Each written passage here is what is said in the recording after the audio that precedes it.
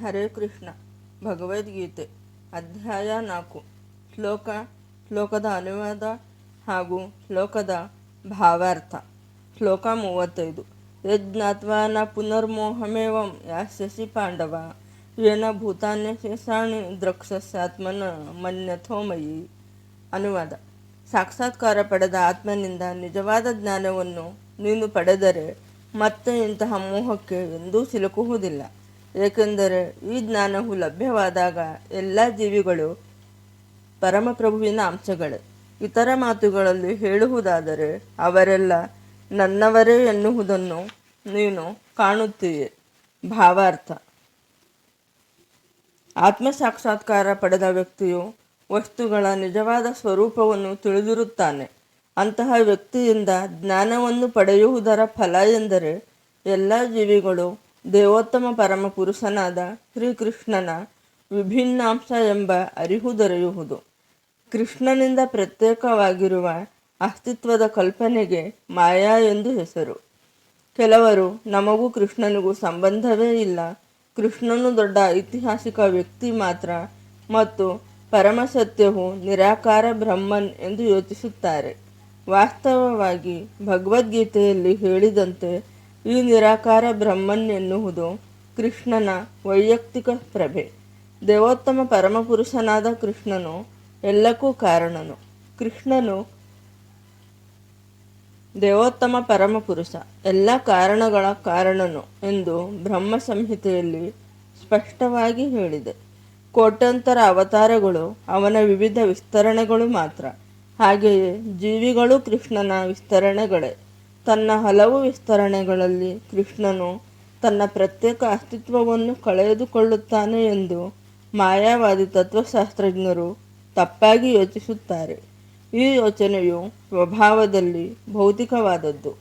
ಒಂದು ವಸ್ತುವನ್ನು ಚೂರು ಚೂರಾಗಿ ಮಾಡಿ ಹಂಚಿದರೆ ಅದು ಸ್ವಂತದ ಮೂಲ ವ್ಯಕ್ತಿತ್ವವನ್ನು ಕಳೆದುಕೊಳ್ಳುತ್ತದೆ ಎಂದು ಐಹಿಕ ಜಗತ್ತಿನಲ್ಲಿ ನಮ್ಮ ಅನುಭವ. ಆದರೆ ಪರಾತ್ಪರ ಎಂದರೆ ಒಂದಕ್ಕೆ ಒಂದು ಸೇರಿದರೂ ಒಂದೇ ಮತ್ತು ಒಂದರಲ್ಲಿ ಒಂದನ್ನು ಕಳೆದರೂ ಒಂದೇ ಎಂಬುದು ಮಾಯಾವಾದಿ ತತ್ವಶಾಸ್ತ್ರಜ್ಞರಿಗೆ ಅರ್ಥವಾಗುವುದಿಲ್ಲ. ಪರಾತ್ಪರ ಜಗತ್ತಿನಲ್ಲಿ ಇದೇ ವಾಸ್ತವ ಸ್ಥಿತಿ. ಆಧ್ಯಾತ್ಮಿಕ ವಿಜ್ಞಾನದಲ್ಲಿ ಸಾಕಷ್ಟು ತಿಳುವಳಿಕೆ ಇಲ್ಲದಿರುವುದರಿಂದ ಈಗ ನಮ್ಮನ್ನು ಮಾಯೆಯು ಆವರಿಸಿದೆ. ಆದುದರಿಂದ ನಾವು ಕೃಷ್ಣನಿಂದ ಪ್ರತ್ಯೇಕ ಎಂದು ಯೋಚಿಸುತ್ತೇವೆ. ನಾವು ಕೃಷ್ಣನಿಂದ ಪ್ರತ್ಯೇಕಗೊಂಡ ಭಾಗಗಳಾದರೂ ನಾವು ಅವನಿಂದ ಭಿನ್ನವಲ್ಲ.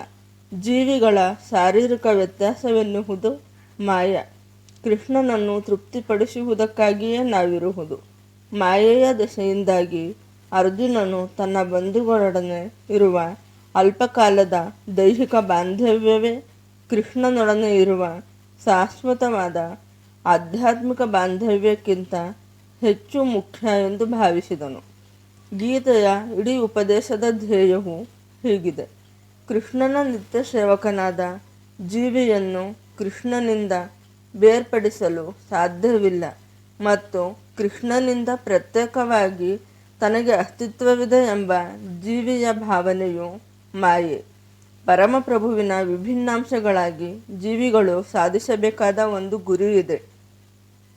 ನೆನಪಿಗೂ ಎಟುಕದಷ್ಟು ಕಾಲದಿಂದ ಈ ಗುರಿಯನ್ನು ಅವರು ಮರೆತಿದ್ದಾರೆ. ಈ ಕಾರಣದಿಂದ ಜೀವಿಗಳು, ಮನುಷ್ಯರು, ಪ್ರಾಣಿಗಳು, ದೇವತೆಗಳು ಹೀಗೆ ಬೇರೆ ಬೇರೆ ದೇಹಗಳಲ್ಲಿ ನೆಲೆಸಿದ್ದಾರೆ. ಭಗವಂತನ ಆಧ್ಯಾತ್ಮಿಕ ಸೇವೆಯನ್ನು ಮರೆತಿರುವುದರಿಂದಲೇ ಇಂತಹ ದೈಹಿಕ ವ್ಯತ್ಯಾಸಗಳು ಉದ್ಭವಿಸಿವೆ. ಆದರೆ ಕೃಷ್ಣ ಪ್ರಜ್ಞೆಯಿಂದ ಆಧ್ಯಾತ್ಮಿಕ ಸೇವೆಯಲ್ಲಿ ತೊಡಗಿರುವವನು ಈ ಮಾಯೆಯಿಂದ ಕೂಡಲೇ ಬಿಡುಗಡೆ ಹೊಂದುತ್ತಾನೆ. ಇಂತಹ ಶುದ್ಧ ಜ್ಞಾನವನ್ನು ನಿಜವಾದ ಗುರುವಿನಿಂದ ಮಾತ್ರ ಪಡೆಯಬಹುದು. ಹೀಗೆ ಪಡೆದುಕೊಂಡು ಜೀವಿಯು ಕೃಷ್ಣನಿಗೆ ಸರಿಸಮಾನ ಎನ್ನುವ ಭ್ರಮೆಯನ್ನು ನಿವಾರಿಸಿಕೊಳ್ಳಬಹುದು. ಪರಿಪೂರ್ಣ ಜ್ಞಾನವೂ ಇದು. ಪರಮಾತ್ಮನಾದ ಕೃಷ್ಣನು ಎಲ್ಲ ಜೀವಿಗಳಿಗೂ ಪರಮ ಆಶ್ರಯನು ಮತ್ತು ಇಂತಹ ಆಶ್ರಯವನ್ನು ತ್ಯಜಿಸಿದರೆ ಜೀವಿಗಳು ಭೌತಿಕ ಶಕ್ತಿಯಿಂದ ಭ್ರಾಂತಿಗೊಳಗಾಗಿ ತಮಗೆ ಪ್ರತ್ಯೇಕವಾದ ಅಸ್ತಿತ್ವವಿದೆ ಎಂದು ಕಲ್ಪಿಸಿಕೊಳ್ಳುತ್ತಾರೆ. ಹೀಗೆ ಬೇರೆ ಬೇರೆ ಹಂತದ ಭೌತಿಕ ಗುರುತಿಸುವಿಕೆಯಿಂದಾಗಿ ಅವರು ಕೃಷ್ಣನನ್ನು ಮರೆತು ಬಿಡುತ್ತಾರೆ. ಆದರೆ ಹೀಗೆ ಭ್ರಮೆಗೊಂಡ ಜೀವಿಗಳು ಕೃಷ್ಣ ಪ್ರಜ್ಞೆಯಲ್ಲಿ ನೆಲೆಗೊಂಡರೆ ಅವರು ಮುಕ್ತಿಯ ಮಾರ್ಗದಲ್ಲಿದ್ದಾರೆ ಎಂದು ಅರ್ಥ ಮಾಡಿಕೊಳ್ಳಬೇಕು. ಇದನ್ನು ಭಾಗವತವು ಮುಕ್ತಿರ್ಹಿತ್ವಾನ್ಯಥ ರೂಪಂ ಸ್ವರೂಪೇಣ ವ್ಯವಸ್ಥಿತಿ ಎಂದು ದೃಢಪಡಿಸುತ್ತದೆ. ಮುಕ್ತಿ ಎಂದರೆ ಕೃಷ್ಣ ಪ್ರಜ್ಞೆಯಲ್ಲಿ ಕೃಷ್ಣನ ನಿತ್ಯ ಸೇವಕನಾಗಿ ತನ್ನ ನಿಜ ಸ್ವರೂಪದಲ್ಲಿ ಇರುವುದು. ಶ್ಲೋಕ 36. ಅಪಿ ಚೇದಸಿ ಪಾಪೇಭ್ಯ ಸರ್ವೇಭ್ಯ ಪಾಪಕೃತ್ತಮಃ ಸರ್ವಂ ಜ್ಞಾನಪ್ಲವೇನೈವ ವೃಜಿನಂ ಸಂತರಿಷ್ಯಸಿ. ಅನುವಾದ: ಪಾಪಿಗಳಲ್ಲಿ ಪರಮ ಪಾಪಿ ಎಂದು ಪರಿಗಣಿತನಾಗಿದ್ದರೂ ನೀನು ಆಧ್ಯಾತ್ಮಿಕ ಜ್ಞಾನದ ದೋಣಿಯಲ್ಲಿದ್ದಾಗ ದುಃಖ ಸಾಗರವನ್ನು ದಾಟಬಲ್ಲೆ. ಭಾವಾರ್ಥ: ಮನುಷ್ಯನಿಗೆ ಕೃಷ್ಣ ಸಂಬಂಧದಲ್ಲಿ ತನ್ನ ನಿಜ ಸ್ವರೂಪದ ಅರಿವು ಎಷ್ಟು ಒಳ್ಳೆಯದೆಂದರೆ ಅದು ಅವನನ್ನು ಅಜ್ಞಾನ ಸಾಗರದಲ್ಲಿ ನಡೆಯುವ ಅಸ್ತಿತ್ವದ ಹೋರಾಟದಿಂದ ಕೂಡಲೇ ಮೇಲೆತ್ತುತ್ತದೆ. ಈ ಐಹಿಕ ಜಗತ್ತನ್ನು ಕೆಲವೊಮ್ಮೆ ಅಜ್ಞಾನ ಸಾಗರವೆಂದು, ಕೆಲವೊಮ್ಮೆ ಉರಿಯುತ್ತಿರುವ ಅರಣ್ಯವೆಂದು ಭಾವಿಸುತ್ತಾರೆ. ಇಂತಹ ನಿಪುಣ ಈಜುಗಾರನು ಸಮುದ್ರದಲ್ಲಿ ಉಳಿದುಕೊಳ್ಳಲು ತುಂಬ ಶ್ರಮಿಸಬೇಕಾಗುತ್ತದೆ. ಪಾಡುಪಡುತ್ತಿರುವ ಈಜುಗಾರನನ್ನು ಯಾರಾದರೂ ಬಂದು ಸಮುದ್ರದಿಂದ ಮೇಲೆತ್ತಿದರೆ ಆತನೇ ಬಹುದೊಡ್ಡ ರಕ್ಷಕ. ದೇವೋತ್ತಮ ಪರಮಪುರುಷನಿಂದ ಬಂದ ಪರಿಪೂರ್ಣ ಜ್ಞಾನವು ಮುಕ್ತಿ ಮಾರ್ಗ. ಕೃಷ್ಣ ಪ್ರಜ್ಞೆಯ ದೋಣಿಯು ಬಹು ಸರಳವಾದದ್ದು, ಜೊತೆಗೆ ಅತ್ಯಂತ ಭವ್ಯವಾದದ್ದು. ಶ್ಲೋಕ 37. ಯಥೈಧಾಂಸಿ ಸಮಿದ್ಧೋಗ್ನಿರ್ಭಸ್ಮಸಾತ್ ಕುರುತೆ ಅರ್ಜುನ ಜ್ಞಾನಾಗ್ನಿ ಸರ್ವಕರ್ಮಾಣಿ ಭಸ್ಮಸಾತ್ ಕುರುತೆ ತಥಾ. ಅನುವಾದ: ಅರ್ಜುನನೇ, ಪ್ರಜ್ವಲಿಸುತ್ತಿರುವ ಬೆಂಕಿಯು ಕಟ್ಟಿಗೆಯನ್ನು ಹೇಗೆ ಬೂದಿ ಮಾಡುತ್ತದೆಯೋ ಹಾಗೆ ಜ್ಞಾನವೆಂಬ ಅಗ್ನಿಯು ಎಲ್ಲ ಐಹಿಕ ಕರ್ಮಗಳ ಪ್ರತಿಕ್ರಿಯೆಗಳನ್ನು ಸುಟ್ಟು ಬೂದಿ ಮಾಡುವುದು.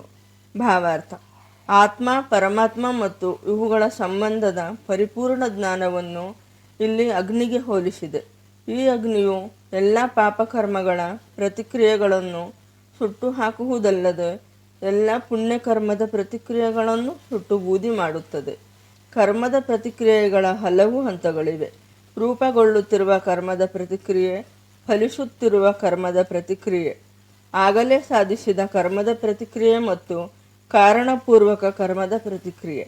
ಆದರೆ ಜೀವಿಯ ನಿಜರೂಪದ ಜ್ಞಾನವು ಎಲ್ಲವನ್ನೂ ಸುಟ್ಟು ಭಸ್ಮ ಮಾಡುವುದು.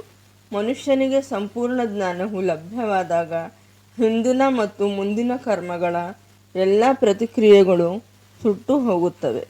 ವೇದಗಳಲ್ಲಿ ಉಭೆ ಉಹೈ ವೈಸಾಯತ್ ತರತ್ಯಮೃತಃ ಸಾಧ್ವ ಸಾಧೂನಿ ಎಂದರೆ ಮನುಷ್ಯನು ಪುಣ್ಯ ಮತ್ತು ಪಾಪಕರ್ಮಗಳ ಪ್ರತಿಕ್ರಿಯೆಗಳೆರಡನ್ನೂ ನಿವಾರಿಸಿಕೊಳ್ಳುತ್ತಾನೆ ಎಂದು ಹೇಳಿದೆ. ಶ್ಲೋಕ 38. ನಹಿ ಜ್ಞಾನೇನ ಸದೃಶಂ ಪವಿತ್ರಮಿಹ ವಿದ್ಯತೆ ತತ್ ಸ್ವಯಂ ಯೋಗ ಸಂಸಿದ್ಧ ಕಾಲೇನಾತ್ಮನಿ ವಿಂದತಿ. ಅನುವಾದ: ಈ ಜಗತ್ತಿನಲ್ಲಿ ಆಧ್ಯಾತ್ಮಿಕ ಜ್ಞಾನದಷ್ಟು ಭವ್ಯವಾದದ್ದು ಮತ್ತು ಪರಿಶುದ್ಧವಾದದ್ದು ಬೇರೆ ಯಾವುದೂ ಇಲ್ಲ. ಇಂತಹ ಜ್ಞಾನವು ಎಲ್ಲ ಅನುಭವದ ಪರಿಪಕ್ವ ಫಲ. ಭಕ್ತಿಪೂರ್ವಕ ಸೇವೆಯ ಆಚರಣೆಯಲ್ಲಿ ನಿಪುಣನಾದವನು ಕಾಲಕ್ರಮದಲ್ಲಿ ತನ್ನಲ್ಲಿಯೇ ಈ ಜ್ಞಾನವನ್ನು ಸವಿಯುವನು. ಭಾವಾರ್ಥ: ನಾವು ದಿವ್ಯಜ್ಞಾನವನ್ನು ಕುರಿತು ಮಾತನಾಡಿದಾಗ ಆಧ್ಯಾತ್ಮಿಕ ಅರಿವಿಗೆ ಸಂಬಂಧಿಸಿದಂತೆ ಮಾತನಾಡುತ್ತೇವೆ. ಆದುದರಿಂದ ದಿವ್ಯಜ್ಞಾನದಷ್ಟು ಭವ್ಯವಾದದ್ದು ಮತ್ತು ಪರಿಶುದ್ಧವಾದದ್ದು ಬೇರೇನೂ ಇಲ್ಲ. ಅಜ್ಞಾನವೇ ನಮ್ಮ ಬಂಧನದ ಕಾರಣ, ಜ್ಞಾನವೇ ನಮ್ಮ ಮುಕ್ತಿಯ ಕಾರಣ. ಈ ಅರಿವು ಭಕ್ತಿಪೂರ್ವಕ ಸೇವೆಯ ಪರಿಪಕ್ವ ಫಲ. ದಿವ್ಯಜ್ಞಾನದಲ್ಲಿ ನೆಲೆಯನ್ನು ಪಡೆದವನು ಶಾಂತಿಗಾಗಿ ಬೇರೆಲ್ಲೂ ಹುಡುಕಬೇಕಾಗಿಲ್ಲ, ಏಕೆಂದರೆ ಅವನು ತನ್ನಲ್ಲಿಯೇ ಶಾಂತಿಯನ್ನು ಸವಿಯುತ್ತಾನೆ. ಇದನ್ನೇ ಬೇರೆ ಮಾತುಗಳಲ್ಲಿ ಹೇಳುವುದಾದರೆ ಈ ಅರಿವು, ಶಾಂತಿಯು ಕೃಷ್ಣ ಪ್ರಜ್ಞೆಯಲ್ಲಿ ಕೊನೆಗೊಳ್ಳುತ್ತದೆ. ಭಗವದ್ಗೀತೆಯಲ್ಲಿ ಇದೇ ಕಡೆಯ ಮಾತು. ಶ್ಲೋಕ 39. ಶ್ರದ್ಧಾವಾನ್ ಲಭತೆ ಜ್ಞಾನಂ ತತ್ಪರಃ ಸಂಯತೇಂದ್ರಿಯಃ ಜ್ಞಾನಂ ಲಬ್ಧ್ವಾ ಪರಾಂ ಶಾಂತಿ ಮಚಿರೇಣಾಧಿಗಚ್ಚತಿ. ಅನುವಾದ: ದಿವ್ಯಜ್ಞಾನಕ್ಕೆ ಮುಡಿಪಾದ ಮತ್ತು ಇಂದ್ರಿಯ ನಿಗ್ರಹ ಮಾಡಿದ ಶ್ರದ್ಧಾವಂತನಿಗೆ ಇಂತಹ ಜ್ಞಾನವನ್ನು ಪಡೆಯುವ ಅರ್ಹತೆ ಇರುತ್ತದೆ.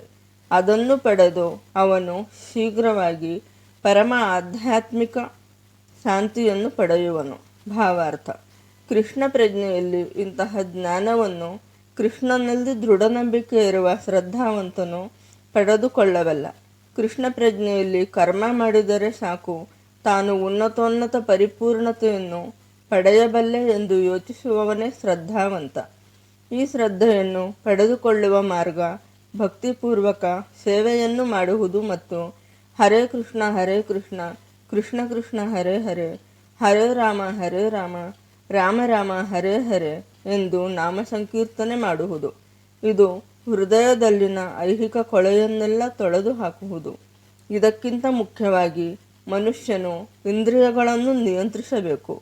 ಕೃಷ್ಣನಲ್ಲಿ ನಿಷ್ಠೆಯನ್ನಿಟ್ಟುಕೊಂಡು ಇಂದ್ರಿಯಗಳನ್ನು ನಿಯಂತ್ರಣ ಮಾಡಿದವನು ಸುಲಭವಾಗಿ ಮತ್ತು ವಿಳಂಬವಿಲ್ಲದೆ ಕೃಷ್ಣ ಪ್ರಜ್ಞೆಯ ಜ್ಞಾನದಲ್ಲಿ ಪರಿಪೂರ್ಣನಾಗುವನು. ಹರೇ ಕೃಷ್ಣ.